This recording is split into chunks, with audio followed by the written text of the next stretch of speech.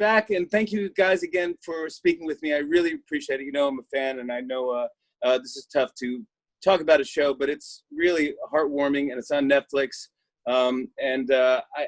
This season is in Philadelphia. Philadelphia Freedom opens the show, and it is right immediately.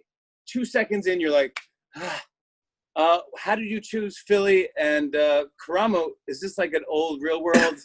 You having flashbacks or? Yeah.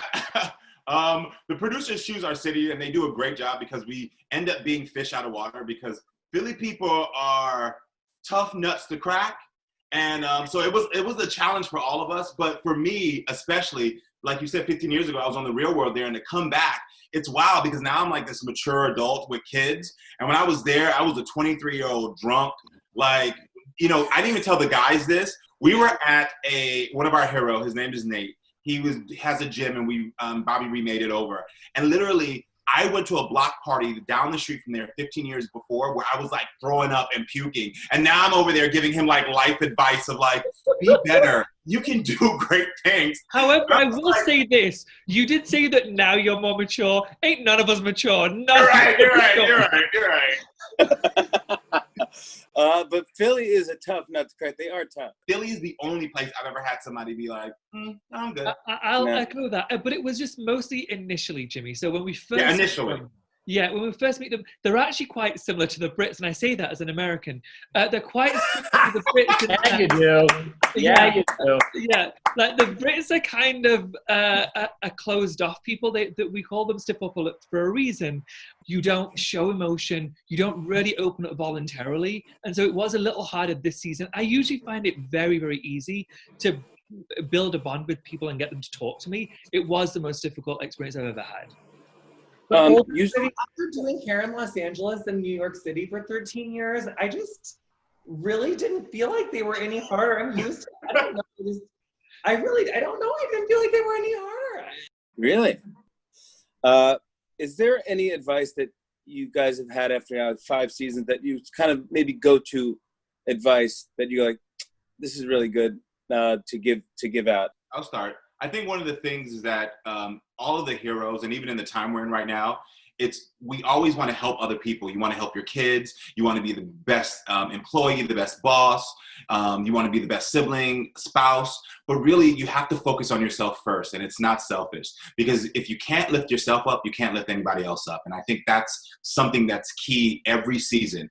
Focus on you so you can then focus on others. Mine is really easy, Jimmy, and it's something that I really started to encourage people to do when we first started filming the show in season 1, and I still say it to this day, and with everybody that asks, I say the same thing.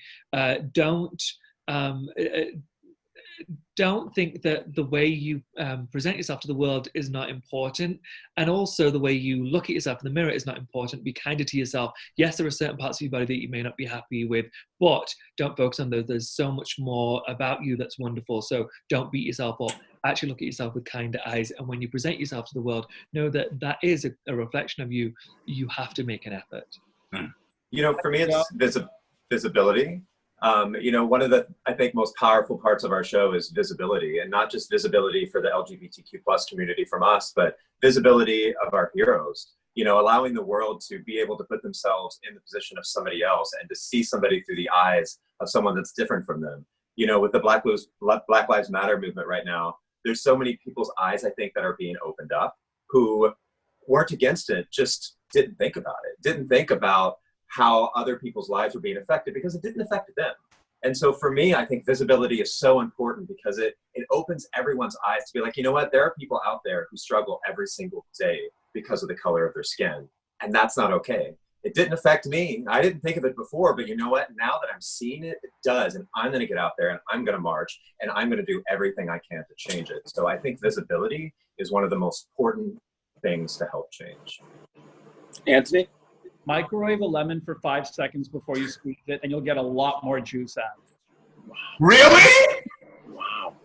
Wow. Also, no, on a serious note, I'll text you instructions after. No, because I was going to say, why did you never give that tip? I was truly blown away. Anthony, I swear to God. That's a fruit. Karamo's not going to eat that. Fair. Right.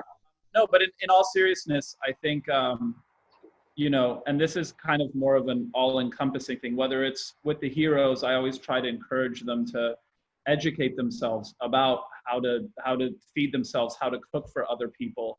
And that really goes for just about anything. If you're confused about literally anything, if you don't understand the systemic racism in this country, I know we're bringing it up a lot, but it's literally like the topic at hand. Educate yourself. Resources are out there. Education is so incredibly powerful in taking something that's a concept that you don't understand and making it personal and understanding why it's important. Good. Speaking of education, this is what I would say. Honey, it took me 1,600 hours to get my hair license, right? So before you go in to do kitchen beautician at home and do at-home hair color or an at-home haircut, think about how many hours your stylist went to school and how many experts like are trying to figure out how to do your hair cuter, right? Because especially like if you're dealing with like loss of job or insecurity of finances and stuff, and it's going to be harder for hairdressers to like take new clients because it's like such, you know, a new world in terms of like salons and reopening and stuff. Just, I know I always say be cautious, and you know, Jimmy, yes, it's good that you only cut the very back. Isolate it, keep your job small, don't do too much. Remember that hairdressers like really work so hard to figure out how to do good hair. And actually, you know, our training is like, I think at least double what the average police officers is to get their training. So yeah, think about how hard hairdressers work, and really, you don't want to be going back to the salon to get corrective color or corrective haircuts when you're trying to make really important changes in America that need to be happening. You don't want to be focusing on going to the salon every 2 seconds, you know? There you go. Yeah. Don't mess it up at home. Let's go. We need change. This is great. I can't even tell you, the world needs it right now. It's really some light that it's helpful. And again, just getting out there and talking and showing that it's okay to talk, and there's other people that are feeling the same way and have the same questions that you do. It's comforting. And so I want to thank you guys so much for what you're doing. Thank you for coming on the show. Congratulations on the season. I'm sure it's going to help a lot of people. Thanks. Thank you. Bye, guys. Bye. Love you guys. On and on and on. I said, and it's on and on and on.